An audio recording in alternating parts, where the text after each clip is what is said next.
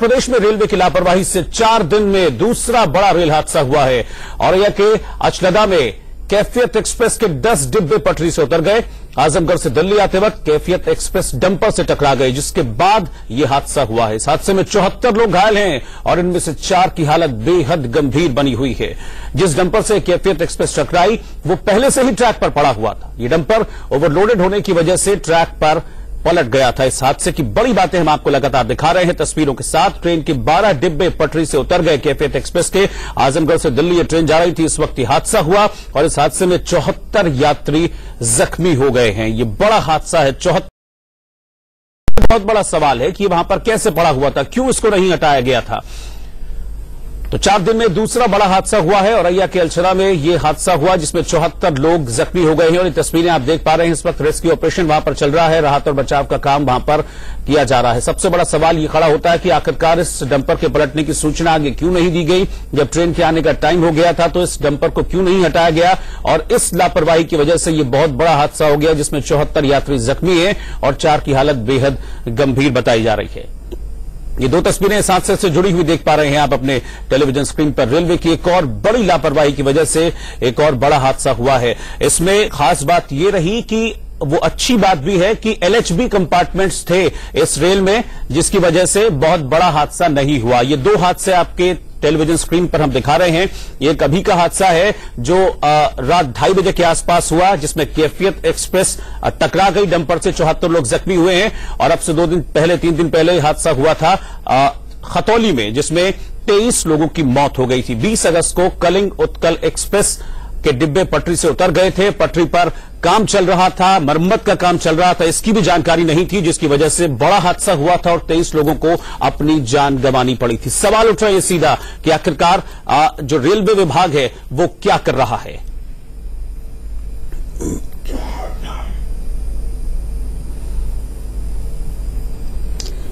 तो लगातार लापरवाहियां हो रही है रेलवे की वजह से, और इन लापरवाहियों की वजह से इस तरह के हादसे सामने आ रहे हैं। इस मामले में क्या लापरवाहियां हुई है ये हम जानेंगे। मेरी सहयोगी निहारिका माहेश्वरी इस वक्त न्यूज रूम से मेरे साथ जुड़ गई हैं। सीधा हम निहारिका के पास चलेंगे।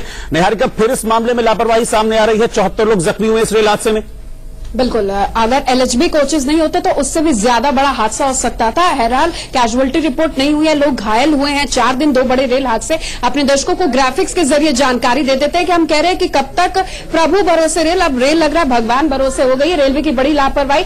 ट्रैक पर पहले से डंपर पड़ा था वही, जो एक बड़ी वजह माना जा रहा है। किसी को आगे की जानकारी नहीं दी गई थी। ओवरलोडेड डंपर रेलवे ट्रैक पर पलट गया था, ये जानकारी अपने दर्शकों को दे रहे। जो हुआ, डंपर पलटने से सूचना आगे दी ही नहीं गई और जो उसका ड्राइवर था वो मौके से फरार हो चला है। उस ड्राइवर को भी ढूंढा जा रहा है। ट्रैक पर पड़े डंपर से कैफियत एक्सप्रेस टकरा गई, जिसके कारण ये बड़ा हादसा हुआ। 12 डब्बे पटरी से डिरेल हो गए।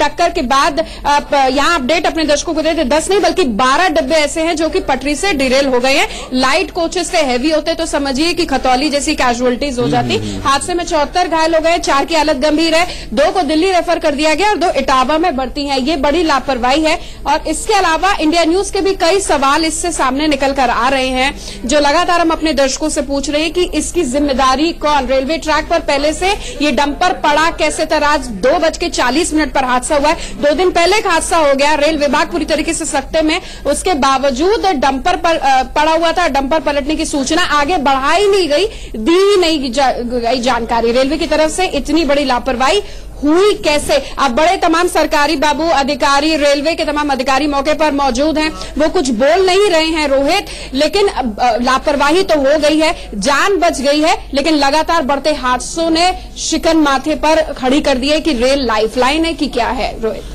बिल्कुल, शिकन भी हैं और बहुत बड़े सवाल भी हैं कि आखिरकार ये हो क्या रहा है। इस तरह के बड़े हादसे क्यों हो रहे हैं। अब इसमें भी कार्रवाई हो जाएगी जैसे पहले भी हुआ था, लेकिन उन लोगों का क्या जो अपनी जान गंवा रहे हैं, जो इन हादसों का शिकार हो रहे हैं, घायल हैं, अस्पताल में पड़े हुए हैं। इस वक्त हम सीधा चलेंगे मौके पर अचलदा, जहां पर मेरे सहयोगी अरविंद चतुर्वेदी इस वक्त मेरे साथ जुड़े हैं। अरविंद, बार बार सवाल उठ रहा है कि इस तरह के बड़े हादसे क्यों रहे हैं। फिलहाल मुझे आप ये बताइए कि इस वक्त करंट सिचुएशन क्या है वहां पर। रोहित, देखिए मैं आपको बता दूं कि डंपर को हटाया जा चुका है और इस समय की बड़ी खबर मैं आपको ये देना चाहता हूं कि रेलवे सेफ्टी कमिश्नर इस पूरे मामले की जांच करेंगे। हमारे साथ खुद इस जोन के डीआरएम महोदय हैं, इनसे हम कुछ सवाल जरूर पूछेंगे रोहित। बिल्कुल। सर, एक बड़ा प्रश्न ये सामने आ रहा है। आईजी का बयान ये है कि डंपर जो है ट्रैक पे पहले से पलटा हुआ है। रेलवे क्या कह रही है इस पे? इस मामले में बताना चाहूंगा कि 2:38 पे हमारी डाउन प्रयागराज एक्सप्रेस यहीं से पास की है और उस समय तक कुछ नहीं था यहाँ पे। 2:40 के आसपास जस्ट 2 मिनट बाद ये ट्रेन यहाँ आई है, तो 2 मिनट पहले तक तो कुछ नहीं था, इसमें कोई संदेह नहीं है। मतलब आईजी साहब झूठ बोल रहे हैं? हम ये नहीं कहना चाहेंगे, उनको हो सकता है किसी और जगह से फीडबैक मिली होगी, हम ऐसा किसी के बारे में नहीं कहना चाहेंगे, क्योंकि हम लोग जो भी बोलते हैं किसी न किसी तथ्य के आधार पर बोलते हैं, उन्होंने उनके पास भी कोई तथ्य गए होंगे जिसमें उनको शायद ऐसी पुष्टि मिली होगी। तो हम लोगों ने अपनी ट्रेन टाइमिंग भी चेक की है कंट्रोल चार्ट से। 2:38 पे डाउन प्रयागराज एक्सप्रेस यहाँ से निकली है, उस समय तक कुछ नहीं था। और 2:40 में आपने सुना होगा कि हमारे स्टैंड ड्राइवर ने कहा कि जो ट्रेन जब यहाँ से क्रॉस कर रही थी अचानक वो डंपर सामने आ गया, तो 2 मिनट के अंदर आया। आप समझ रहे हैं कि वो सडनली सामने आया है और स्टैंड ड्राइवर ने भी यही कहा, ड्राइवर से भी हम लोगों ने यही पूछा है। और जैसा हमने पहले आपको बताया था कि इमरजेंसी ब्रेक मारने के लिए कम से कम 800 मीटर की अगर दूरी रहे तब तो रुक जाएगी 105 किलोमीटर पे, अदरवाइज नहीं रुकेगी। तो ये तो इसमें 20-25 मीटर के फासला बेचारे को मिला ड्राइवर को, स्टैंड ड्राइवर को। उन्होंने मैं आपसे अब ये जानना चाहता हूं कि ये जो घायल हैं, जो गंभीर रूप से घायल हैं, उनकी क्या स्थिति है, और जो लोग इस ट्रेन में बचे थे उनको आपने क्या किया, वो कैसे अपने गंतव्य तक गए? हम लोग ने जो हमारे करीबन 700 के आसपास पैसेंजर थे सबको हम लोग यहाँ से ले गए, बगल में छलदा स्टेशन है, वहां पे हमने एक मेमू स्पेशल रेक मंगाई, उससे हम टुंडला ले गए हैं। टुंडला से उनको स्पेशल ट्रेन से हम नई दिल्ली ले जा रहे हैं। जहां तक 25 घायलों का सवाल है, उनको डिफरेंट हॉस्पिटल्स में जैसा हमने बताया था ले जाया गया है। ठीक है अरविंद, हमने सुना यहाँ पर अभी जो डीआरएम आपके साथ थे उनका ये कहना था कि डंपर टकराया था, लेकिन जो आईजी रेंज है, आईजी जोन जो है, वो क्या कह रहे हैं इस हादसे पर, वो देखते हैं। आजमगढ़ से दिल्ली जा रही कैफियत एक्सप्रेस के दुर्घटना के बारे में ताजा जानकारी के लिए हमारे साथ मौजूद हैं कानपुर जोन के आईजी श्री आलोक सिंह जी। आलोक सिंह जी से पूछेंगे कि क्या हालात हैं और इस समय बचाव और राहत कार्य किस स्तर पे है, जो घायल हुए हैं उनको कहाँ भेजा गया है। फिलहाल ताजा अपडेट के लिए हमारे साथ आईजी कानपुर मौजूद हैं, उनसे बात करते हैं। सर, कैसी घटना कैसे हुई है, क्या जानकारी मिली है और क्या स्थिति है? घटना के बारे में रात लगभग 2 बजे ये ट्रेन यहाँ से गुजर रही है, जो आप सामने देख रहे हैं, आपने एक रोडर था, डंपर था जो सबका पहले से ट्रैक था, उसी से ट्रेन टकरा कर गिरी हुई। इसमें लगभग 5 बोगियां जो है वो गिरी हुई और सभी घायलों को से यहाँ पर मोबिलाइजेशन कर